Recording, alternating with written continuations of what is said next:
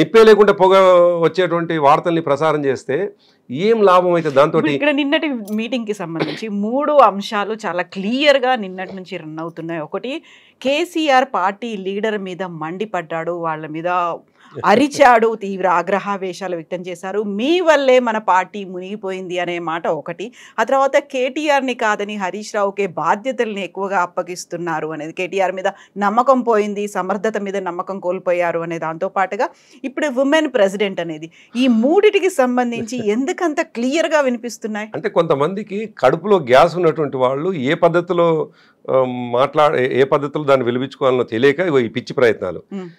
ఈ 3 కూడా అబద్ధమైనటువంటి వార్తలు. ఎంత అబద్ధాలంటే అసలు జరగని విషయాల్ని, వాళ్ళ కడుపులో ఉన్నటువంటి విషయాన్ని బయటి ప్రపంచానికి వ్యక్తుల చుట్టూ తిప్పి బయటి ప్రపంచానికి వదలడం అనేటువంటిది దుర్మార్గం కదా. నిజానికి ఆ సమావేశము మాకు రాష్ట్ర కమిటీకి సంబంధించినటువంటి సమావేశం. ఆ సమావేశానికి ఆహ్వానితులు కేవలం 380 మాత్రమే. 380 మాత్రమే రావాల్సినటువంటి అవసరం ఉంది. కేసీఆర్ గారు రాగానే కొన్ని వేల మంది, నిజానికి కేసీఆర్ గారిని చాలా కాలంగా చూడనటువంటి వాళ్ళు, చాలా కాలంగా ఆయన కలవాలని, 8 నెలల తర్వాత వచ్చారు. అంటే ఈ మధ్య బర్త్డే కూడా మొన్న దాదాపు 10 నుండి 15,000 మంది ఫోటోలు దిగినారు. నేను కూడా వెళ్ళాను అక్కడికి. దాదాపు 4 గంటలు ఒక స్టెచ్యూ నిలబడ్డారు, మళ్ళీ 4 గంటలు, దాదాపు 8 అవర్స్ నిలబడ్డారు ఆయన. 10,000 మంది ఫోటోలు, 10 నుండి 15,000 మంది దిగి ఉంటారు. మళ్ళీ ఇక్కడ కూడా కొన్ని వేల మంది. నేను అనుకుంటాను, నాకు అనిపిస్తుంది ఓసారి అతియోశక్తి అనిపించవచ్చు, మా నాయకుడి పట్ల నాకు అటువంటి అభిప్రాయం ఉండొచ్చు. కానీ ఒకవేళ కేసీఆర్ ఫోటోలు దిగుతాడు అని బయట సమాజంకి తెలిస్తే 1 కోటి మంది దిగడానికి రెడీ ఉండేమో అనిపిస్తుంది నాకు. 1 కోటి మంది అయినా అప్పుడు వారోత్సవాలు కాదు, మాసోత్సవాలు సరిపోదు సమయం. నాకు అట్లా అనిపిస్తుంది. ఎందుకంటే అసలు ఆ ఆసక్తి ఏంది? 70 సంవత్సరాలు 80 సంవత్సరాల పెద్ద మనుషులు కూడా ఆయనతో కలవాలి, ఫోటో దిగాలి అని కొన్ని సందర్భాల్లో మాకు ఫోన్లు వస్తాయి. ఒకసారి సార్ని కల్పించవచ్చు కదా. వాళ్ళకి నిజానికి సార్ని కలిసి ఏం చేస్తారు అంటే ఏమీ లేదు, కలిసి నమస్తే పెడతారు, ఫోటో దిగుతారు, అది. సో అట్లా తెలంగాణ భవన్ కూడా చాలామంది, నిన్న దాదాపు 8-10 వేల మంది వచ్చినారు. అయితే మేము అనుకున్నది ఏంటి అని అంటే, మెయిన్ గేట్ దగ్గర నుంచెల్లే ఆహ్వానితులను మాత్రమే లోపలికి తీసుకోవాలి, మిగతా వాళ్ళంతా బయటనే ఉండాలనేది. సో గతంలో ఏంటంటే పోలీసు, అప్పుడు అధికారంలో ఉన్నప్పుడు పోలీసు వీళ్ళంతా కూడా కొంత రిస్ట్రిక్టెడ్గా ఉండేది. సరే, మేము మా పార్టీ కార్యకర్తలు కూడా నిబద్ధతతో పనిచేసేవాళ్ళు, చాలా సీరియస్గా పనిచేసేవాళ్ళు చేసినారు కూడా. కానీ చాలామంది తోసుకొని లోపలికి వచ్చినారు. కేసీఆర్ గారు వచ్చేసరికి దాదాపు కొన్ని వేల మంది ఆయన చుట్టూ అది ఉన్నారు. కొద్దిగా ఆయన అందులో ఆయన వయస్సు రీత్యా ప్లస్ అందులో గతంలో ఆయన కాల్ ఫ్రాక్చర్ అయింది, కారులోకి వెళ్ళి దిగడానికి కొద్ది ఇబ్బంది పడటము, అసలు కార్లు దిగనీయని పరిస్థితి, 4-5 మినిట్స్ కారులోనే కూర్చోవడం, ఇదంతా కొద్దిగా ఇబ్బంది పడ్డాడు.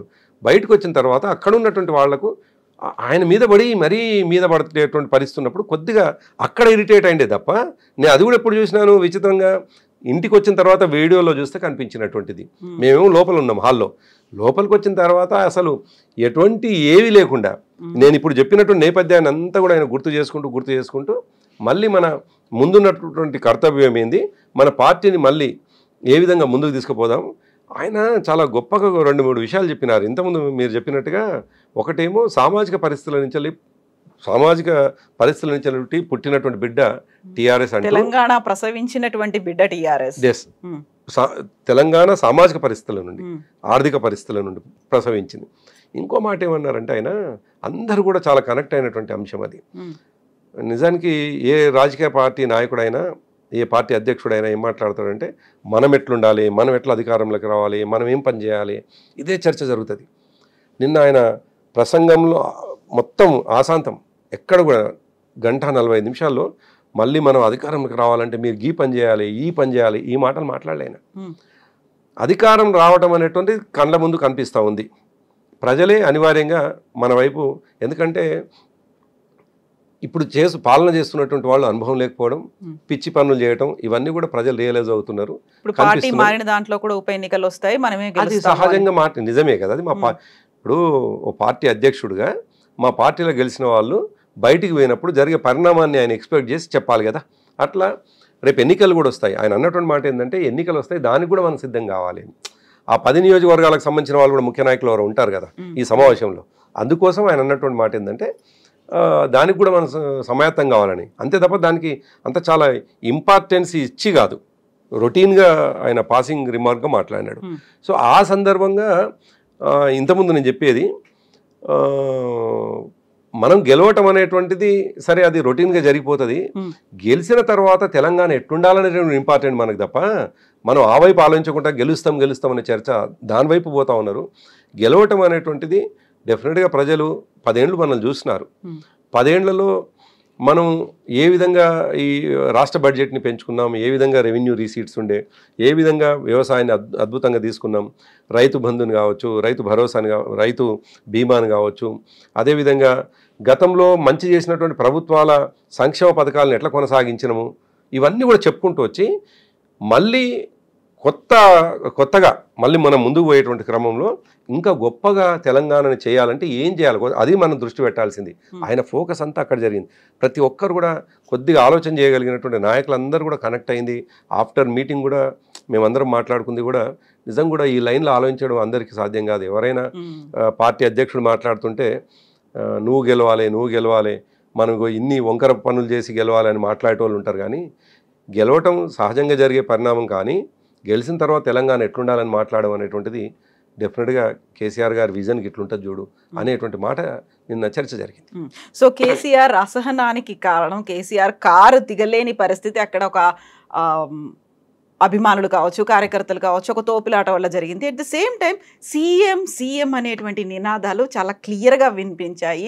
నాన్ స్టాప్గా అవే నినాదాలు చేయడం వల్ల కూడా కేసీఆర్ అసహనానికి గురయ్యారని. ఈ మధ్యకాలంలో ఏ లీడర్ బయటికి వెళ్ళినప్పటికీ, కవిత బయటికి వెళ్ళినా, కేటీఆర్ బయటికి వెళ్ళినా సీఎం అనే మాటలే ఎందుకు వినిపిస్తున్నాయి నినాదాలుగా? అదేందో కొంతమంది యువతకి, నేను అందరినీ మాట్లాడలేదు, యువత మొత్తాన్ని నేను తప్పు పట్టట్లేదు, కొంతమందికి పరిజ్ఞానంతో చేస్తారా, కనీస రాజకీయాల మీద అవగాహన లేక చేస్తారా, కొత్తగా వచ్చి అంటే ఈ రాజకీయాలని అర్థం చేసుకోకుండా, లేదు కేసీఆర్ని అర్థం చేసుకోకుండా మాట్లాడతారా తెలియదు. నేను అనేక సందర్భాల్లో కేసీఆర్ గారే కాదు, కేసీఆర్ గారేమో 10 సంవత్సరాలు ముఖ్యమంత్రిగా చేసి ఇప్పుడు మళ్ళీ ఆయనని సీఎం అంటుంటే ఆయన అసహనంగా ఫీల్ కావచ్చు. నేను వ్యక్తిగతంగా ఆయనని సీఎం అని అంటుంటే అనేక సందర్భాల్లో తిట్టినాను, కోపడ్డాను. నేను కేసీఆర్ గారు కొత్తగా సీఎం అయింది, కొత్తగా ఎందుకు ఆయనని సీఎం అని చెప్పేసి ఆయనని మీరు సీఎం అని పదే అని ఆయన అవమానిస్తున్నారు, ఆయన తక్కువ చేస్తున్నారు అని చెప్పేసి నేను అనేక సందర్భాల్లో మన బస్సు యాత్రలో ఆల్మోస్ట్ నేను టోటల్ బస్సు యాత్ర ఇన్ఛార్జ్గా ఉండి అక్కడ పోతున్నటువంటి సందర్భంలో కూడా ఎక్కడైనా ఈ నినాదాలు వచ్చినప్పుడు కొన్ని సందర్భాల్లో అయితే బస్సు నుంచి కింది దిగిపోయి నేను కోపడ్డటువంటి సందర్భాలని. ఎందుకంటే కేసీఆర్ గారిని కొత్తగా ఆయన ముఖ్యమంత్రిని చేయాల్సినటువంటి అవసరం లేదు. తర్వాత ఆయన్ని అసలు ఈ దేశ నాయకుడిగా చూద్దామని చెప్పేసి అంటే ప్రజలు అనుకుంటుంటే పార్టీ ఆ వైపుగా నడుస్తూ ఉంటే ఆల్రెడీ చేసినటువంటి సీఎంకే పరిమితం చేసి సీఎం అని చెప్పేసి మాట్లాడి ఆయన ఔన్నత్యాన్ని తగ్గించడం, ఆయన వ్యక్తిత్వాన్ని తగ్గించడం, ఆయన యొక్క ఏమంటారు పొజిషన్ని కూడా తగ్గించడంగా నేను భావిస్తున్నాను. ఈ ఛానల్ ద్వారా వలన ఈ ఛానల్ ద్వారా చూసేటువంటి యువతకు కూడా నా రిక్వెస్ట్, కేసీఆర్ గారు కనిపించినప్పుడు కేసీఆర్ గారిని సీఎం అని చెప్పేసి మీరు అవమానిస్తున్నారు తప్ప పదే అనడం ద్వారా అవమానిస్తున్నారు. ఆయన సీఎం అనేటువంటిది కొత్తదేం కాదు. 10 సంవత్సరాలు అద్భుతంగా ఈ దేశంలో ఒక రోల్ మోడల్గా చేసినటువంటి వ్యక్తిని పట్టుకొని సీఎం పదే అంటుంటే నిజం కూడా ఆయన అసహనానికి గురవుతారు. మాలాంటి వాళ్ళమే ఇబ్బంది పడతా ఉన్నాం. ఆయన ఎందుకు ఇట్లా వీళ్ళకి తెలియక అనేవాళ్ళు వాళ్ళ అభిమానంతో అంటున్నారు. నేనేం తప్పు పట్టట్లేదు వాళ్ళని, ఆయనని అవమానించాలని చెప్పేసి ఏం అనట్లేదు. ఆయన మీద అమితమైనటువంటి అభిమానంతో మాత్రమే మాట్లాడుతాం, మళ్ళీ కావాలనేటువంటి ఉద్దేశంతో అంటున్నారు. కానీ సీఎం అనే నినాదాల ద్వారా కేసీఆర్ గారు సీఎం గారు కాదు, మన పని విధానంతో అవుతారు. కాబట్టి కేసీఆర్ గారిని పదే అనడం అనేటువంటిది మేము కూడా ఇబ్బంది పడతా ఉన్నాం.